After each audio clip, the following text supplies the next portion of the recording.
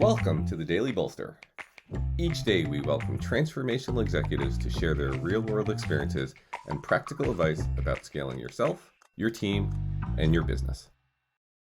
Welcome to the Daily Bolster. I'm Matt Blumberg. I'm the founder and CEO of Bolster, and I'm here today with Fred Wilson. Fred is the founder and a partner at Union Square Ventures. He's the author of the avc.com blog. Fred has been on the board of both of my last company and my current company over 20 years now. So Fred, welcome to the Daily Bolster. Oh, it's so exciting. I love the idea of a daily bolster. It's going to be a lot of fun. I'm going to be a big consumer of the daily bolster. Excellent. Well, so here's the topic for today. I don't know if you remember this. This may be a standard for you or it may not be, but the first time you invested in Return Path, 2001. You and I met afterwards, or we were on the phone or something around the closing, and you said to me, "Don't F it up." Oh God, I hope I got a little better. That's venture capital malpractice right there. So I love that. I brought that back to the team. I was like, "Guys, Fred says we can't F it up." So you'll be happy to know our team uses that language quite a bit around things like that.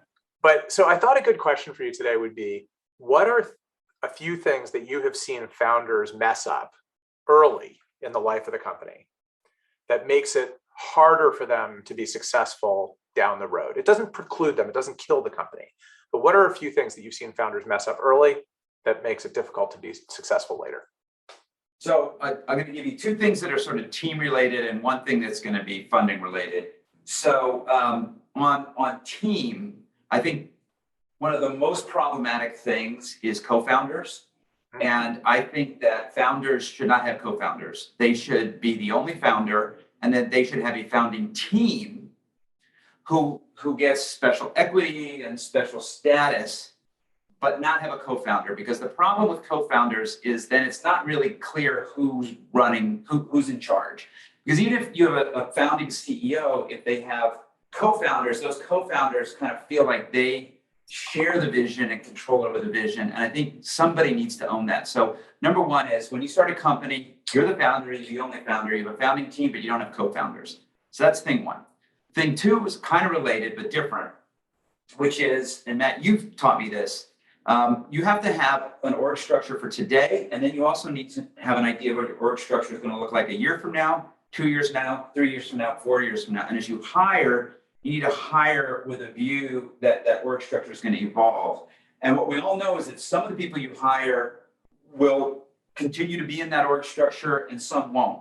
And so I think it's very important when you hire people, particularly if they're going to report to you, whether it's day one or year one or whatever, you need to set the expectation that they may not always report to you, and also that they may eventually have a boss. And you need to do that day one when you hire them, and you need to say to them that at this company, our culture is that we're all going to do what's in the best interest of the company, and we're not going to put what is in our interest in front of the company's interests. And that needs to be said day one, because if you don't set that expectation day one, then when you do layer them or something else, there's going to be all this drama, and it's just better to tell them it's going to happen day one. That is a big one to mess up. Like you promise them, or you leave it silent. And right, yeah, okay, that's two good ones.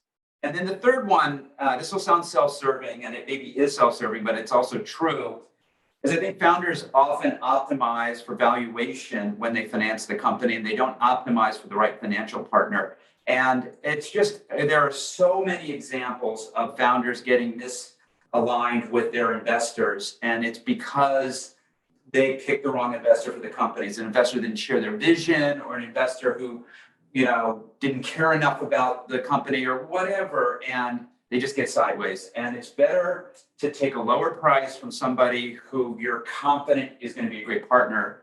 And I think that works out better in the long run.